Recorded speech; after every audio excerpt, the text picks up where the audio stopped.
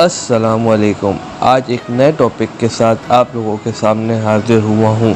آج کا میرا ٹاپک ہے ابو ریحان محمد ابن احمد البیرونی کے بارے میں۔ البیرونی 5 ستمبر 973 عیسوی میں خوارزم ازبکستان کے ایک شہر میں پیدا ہوئے۔ ان کا پورا نام ابو ریحان محمد ابن احمد البیرونی تھا۔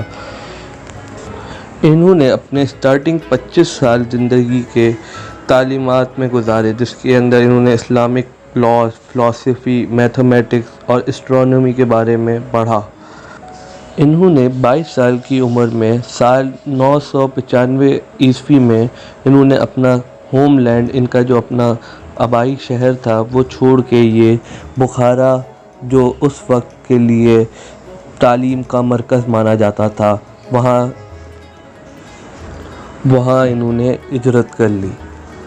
وہاں انہوں نے تقریباً 3 سال اپنی ایجوکیشن کو کنٹینیو کیا۔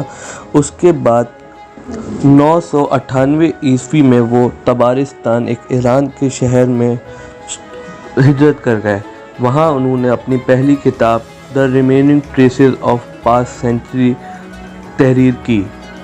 40 سال کی عمر میں البیرونی نے محمود غزنوی کی کورٹ کو جوائن کیا۔ وہاں محمود غزنوی نے ان کو اپنا ایڈوائزر کے طور پہ شامل کیا۔ تقریباً 13 سال تک محمود غزنوی کے ساتھ انہوں نے کام کیا۔ پھر محمود غزنوی نے ان کو سال 1030 میں انڈیا بھیجا۔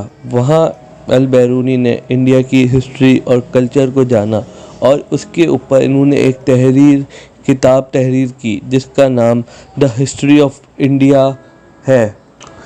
یہ 77 سال کی عمر میں سال 1050 میں غزنی، افغانستان میں انتقال پذیر ہوئے۔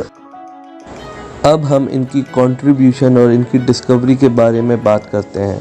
البیرونی نے سب سے پہلے میتھمیٹیکل میتھڈ ڈسکور کیا تھا، سورج اور چاند اور زمین کے درمیان فاصلہ معلوم کرنے کا، اور یہ طریقہ انہوں نے میتھمیٹیکل وے، اس وقت کے ایسٹرولیپس کے نام سے جانا جاتا ہے، اس کی مدد سے دریافت کیا تھا۔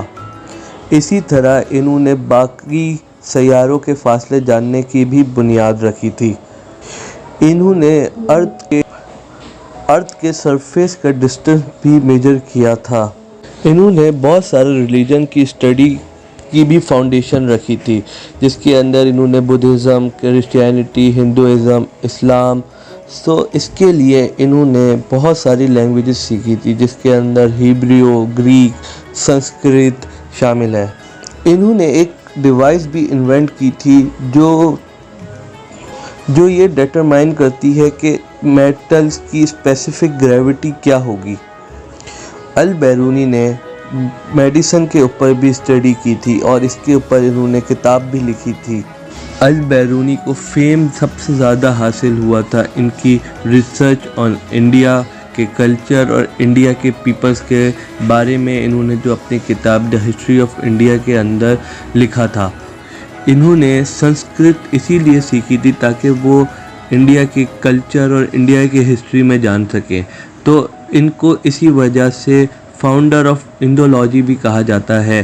البیرونی ایک قابل میتھمیٹیشین اور ایک قابل ایسٹرونومی کی وجہ سے جانے جاتے تھے۔ ان کی اسی انٹیلیجنس کی وجہ سے یہ نہ صرف رولرز اس وقت کے دور کے ان کے قریب رہتے تھے، بلکہ ٹرائبل ایریاز کے لوگوں کے مسائل بھی دور کرتے تھے، ان کے ریلیجیس اور ان کے مذہبی اور ان کے سائنٹیفک پرابلمز کو بھی دور کرتے تھے۔